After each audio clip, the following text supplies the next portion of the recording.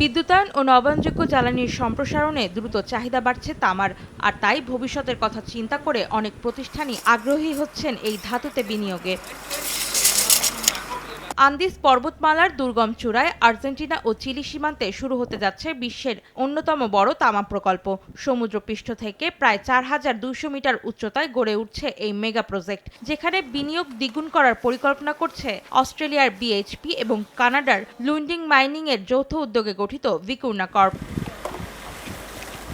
চলতি বছর ফিলোদেল সোল ও হোসেমারিয়া খনিতে $৮০ কোটি বিনিয়োগের পরিকল্পনা করেছে বলে জানায় প্রতিষ্ঠানটির কর্মকর্তারা। গেল বছর ৪০ কোটি বিনিয়োগ করা হলেও এবছর তা দ্বিগুণ করার লক্ষ্য রয়েছে তাদের। এই প্রকল্পগুলোর সমন্বয়ে গড়ে উঠছে ভিকুনা ডিস্ট্রিক্ট, যেখানে রয়েছে বিশাল তামা, স্বর্ণ ও রূপার মজুত। কোম্পানিটির মোট বিনিয়োগ প্রায় $৫ বিলিয়ন বলে ধারণা করলেও সংশ্লিষ্ট সূত্র বলছে এই অঙ্ক পৌঁছাতে পারে $১৫ বিলিয়ন পর্যন্ত। পরিকল্পনা অনুযায়ী ২০৩০ সালে উৎপাদন শুরু হবে।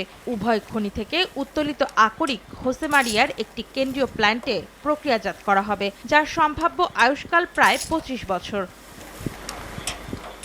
২০১৮ সালে আলুমব্রেরা খনি বন্ধ হওয়ার পর থেকে আর্জেন্টিনায় তামা উৎপাদন বন্ধ রয়েছে। ফলে নতুন এই প্রকল্প দেশটির জন্য বৈশ্বিক তামা বাজারে ফেরার বড় সুযোগ তৈরি করছে বলে মত সংশ্লিষ্টদের। অন্তরা সেন, সময় সংবাদ।